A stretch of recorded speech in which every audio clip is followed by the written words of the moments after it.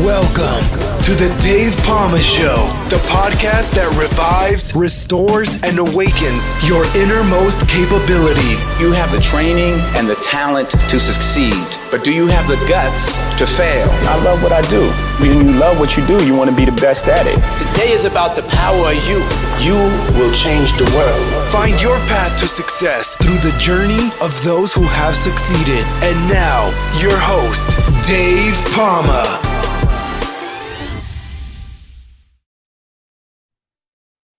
Hi, welcome back to the Dave Palma Show. And with me in this episode, I have the author of Strategy Sprints and Habits of Success.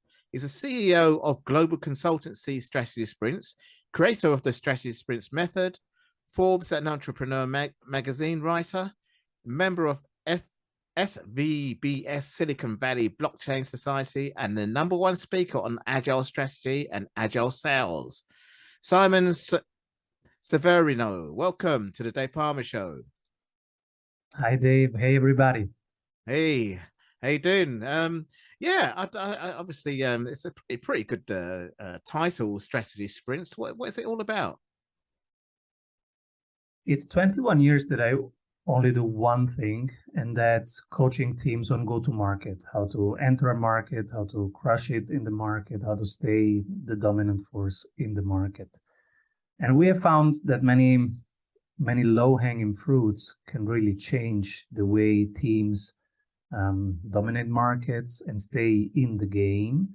And so bit by bit, every blueprint, every checklist about marketing, about sales, about operations that we were using, people said, hey, can I have that? Can I have that? And so that became a toolbox, which is now the 274 tools in the Sprint University. And so our clients have now access to proven methodologies that save them a ton of time. And at some point I said, hey, let's share this also with the wider world, because it's tough to run business in this specific day and year. And so I said, let's share this to as many people as possible. That became the Strategy Sprints book, which is on Amazon and is full of blueprints on how, if you run a business, you can use those checklists and blueprints for your marketing, for your sales, and for your operations. Right. I see. Well, that's a good introduction into what you do. Well, I mean, I've got your webpage up, obviously, with the various topics of what you cover in this strategy sprints, and I see you also offer coaching, which is mainly what it seems that it's all about, because you've retired from actually being in the business. You don't work in the business; you work on the business, I suppose, do you? Every founder at some point becomes the bottleneck of her own business, of its own business. So at some point, you cannot help people in Singapore and in Shanghai and in London in the same day, right? Mm-hmm. So I had to remove myself from operations. And I guess many people listening now might hit that. Some people hit that around 300K per year. Some people hit it around 500K per year. It's different depending on what they do. But at some point, they become their own bottleneck. And so I was there, and I had to fire myself from operations. I said to my wife, I have to fire myself. And she goes, what? But they come for you. You are the coach, right? So they come for you. They trust you. How will they react if there is another coach now from your team? Mm-hmm. And I said, we will find out on Monday. And so on Monday, tech team comes and say, we are building this and we want to scale it faster. We want to sprint. And say, welcome, here's your coach. Your 90-day sprint starts on Tuesday. And they go, cool. So nobody missed me. It was much easier than I thought. Yeah. Of course, it takes a little bit. It takes two things. One is you have to write down how you do things. What do you do in week -1? What do you do in week 0? What do you do in week 1, week 2, week 3? So you have to write it down. I created videos, and I was teaching my colleagues, and that became a certification model. Right. So you have to find your appropriate model to scale yourself. Mm-hmm. My model was creating videos and blueprints and a process of training certified strategy sprints coaches for 60 days until they're sprint ready. And so there's a daily program. And I created that thing to eliminate me from being the bottleneck. There are many different variations, but at some point you have to find what scales you. And that means that even if you were the center of everything, now you have to get yourself out of the weeds because you are blocking the growth of your company. And now many people listening probably go, but I am the company. I am the magic here. And so think about cooking methods, like think of Ayurveda or French cuisine. You don't need the inventor of Ayurveda. We don't even exactly know who is the inventor of Ayurveda. It's so many thousand years ago. Yeah. But there are books. They describe the process. It's 5 principles. You cook with and make sure that there is something salty, something sweet, something sour, something bitter, etc. So there are principles that you can apply today to your cooking. You don't have to reinvent the wheel. There are some proven processes and methods. And so if you have something that works, you probably have a proven method. So you can start writing it down, teaching it to others. And this is, for many, this is one way to scale. For me, it was that way to scale. So when you say, somebody, you fire yourself, yes, I don't coach anymore. I now coach the coaches. So every Monday, we all come together and I'm the supervisor. I'm the head coach to the coaches. So we go through the sprint dashboard, which is marketing number of this week, sales number of this week, and operations number of this week of each client. And we look, are they going up? Do they have questions? Do they have obstacles? How can we help them overcome them? Yeah. Okay. Well, that's a good system.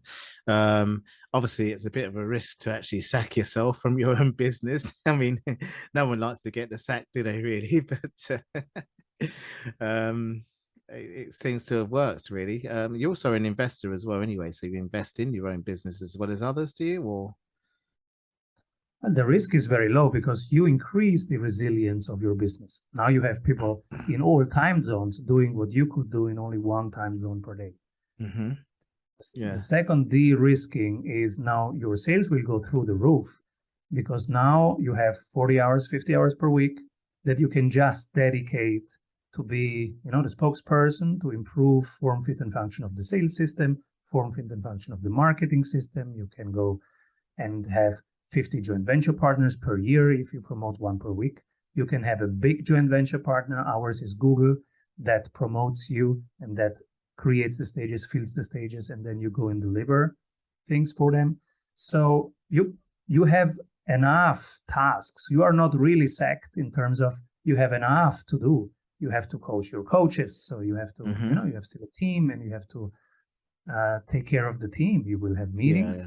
Yeah. You need to hire, you need to fire, you need to think about the performance measurement systems and how you curate a great culture. Because if you don't have a great culture, then that doesn't emanate an energy with people say, yeah, I want to work on your team. So now you have to increase the attractiveness of your business. And that you do by having a great culture and in some way getting that across. My way is being on podcasts and writing books to get it across. Yeah. Who we are, what we do, who is it for? Yeah, well, obviously, then the main book that we can look at is Strategy Sprints. That seems to be the main kind of player, as well as the other one. But that seems to be the main one that you do your speaking from and everything. I mean, you are actually still the CEO of Strategy Sprints, I take it, are you? Yeah. And so as a CEO, you have only 5 jobs. Yeah. And none of them is operations. Right. So none of them is delivering client work directly. Your jobs are making sure there is a clear vision and that vision is appealing so that people say, oh yeah, that's my vision. I want to be part of it. Mm-hmm. The second is related to that, a hiring system. You have to create a hiring system. In the beginning, also do the hiring interviews and later on systemize that. But in the end, you have to decide who are the new hires. And you have to set up the systems for your team to bring in people to screen, right? And so the hiring system can take so much time. It can take you 400 hours to hire just one key role, like a good salesperson or a good marketing person or a good COO. So in the book, chapter 12 and chapter 13 are only about how to hire. So there is one checklist. Chapter 12 is how do you prepare? So when you decide, okay, I'm going to hire a salesperson, that chapter is just, okay, what you do now before you start the interviews. Because you create first a role description, and there is a whole process. How do you create that role description? And then how you post it out there on LinkedIn, Crunchbase, AngelList, wherever you post it. And then chapter 13 is, all right, now you're getting applications. How do you screen them in a way that is good for you so that you filter out the right people, but also that you don't spend like hundreds of hours per month on that, because it can take a lot of time. You have to check for their values, for how they work, for if they're reliable, if they fit your team. You have to have some form of demo where you see them actually in action. And then you still have the risk of having them 1 month, 2 months, basically on probation. And so there are so many moving parts. So chapter 12, chapter 13 are just about the hiring process and how you can save time using those checklists. Right, I see. Okay, well, I mean, you are the CEO still then of Strategy Sprints. So, regarding your book, what are the 3 CEO habits that you talk about? Yes, that's pretty important, especially in such a tough year where 95% is not in your control. So, what is actually in your control? Whatever happens, whatever the weather, whatever the markets, what is actually in your control? The 3 CEO habits that I use and that I share with my clients are the daily, weekly, and monthly habit. Daily, I write down how did I allocate my time today? What will I delegate, automate, outsource tomorrow? And then I do it. That's my task for tomorrow. So and then I create the flow of tomorrow. And not just me as the CEO, but everybody on our team does that. And if everybody does that, now everybody is leading their part, their area. So when everybody is leading, now this is the foundation for you to create SOP manuals, to systemize processes. And that is the foundation for you to scale the business.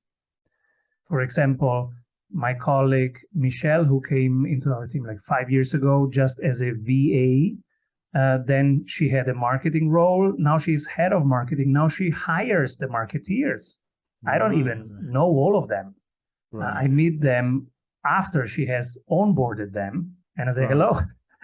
Is this Michelle, the one? This is just the daily habit.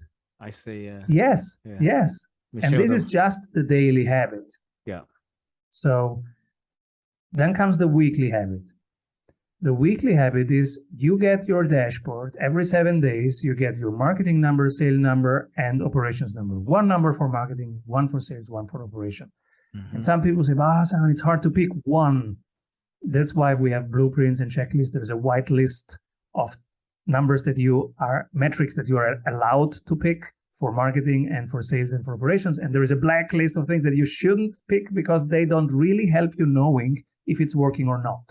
Right. So the sprint coach helps picking 1 number that will tell you this. But the positive side of having only 1 number is every 7 days, your whole team looks at that. And when I say whole team, operations, marketing, and sales looks at that common dashboard. And that way they're aligned, they're motivated, everybody knows who does what, and they get feedback. They get, is it work? Of all the activities that I'm doing this week, did it work or not? And so when you have that, most teams don't have that. They do a ton of activities and they don't know if they really work. But if you have that, then it's like Angry Birds. You shoot the bird, 500 points. You shoot again the bird, 600 points. So what do you want to do next? You want to go for 800 points. That's human nature.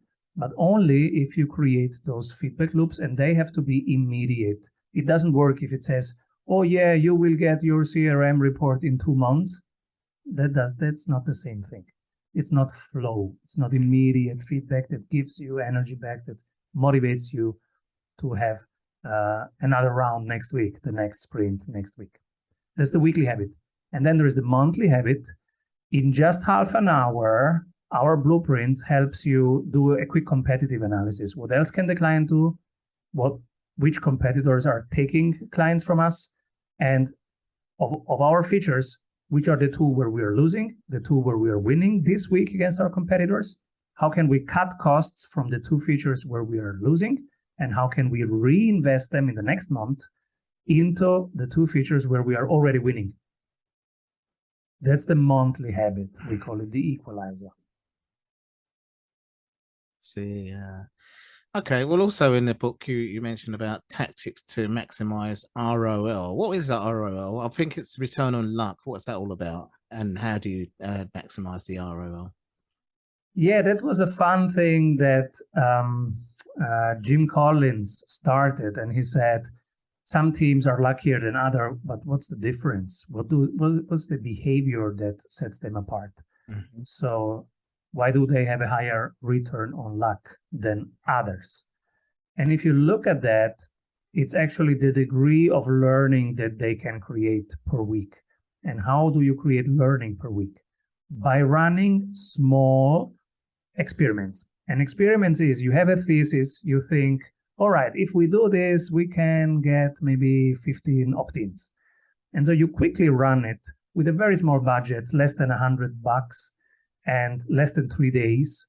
You just test it as a post, as a landing page, as something very small, very quick, an email. And then you test the conversion rate, the click rate, whatever you can test. And so if you run multiple such experiments to validate your assumptions, those teams will know more than other teams. They will get luckier. And also those teams will know more about their clients, and they will know more relevant things about their clients, what they really want. And when you know that, that gives you strategic advantage. And so those teams have a higher return on luck that run multiple very small experiments instead of few big projects. Wow. Okay. Well, that's quite awesome coaching there, really. But okay. Well, also in the book, the sprint, you talk about shortening the path to wow, which obviously everybody wants to say wow, don't they? Really, in their path. So how do you shorten that path, and how do you double sales in sprints?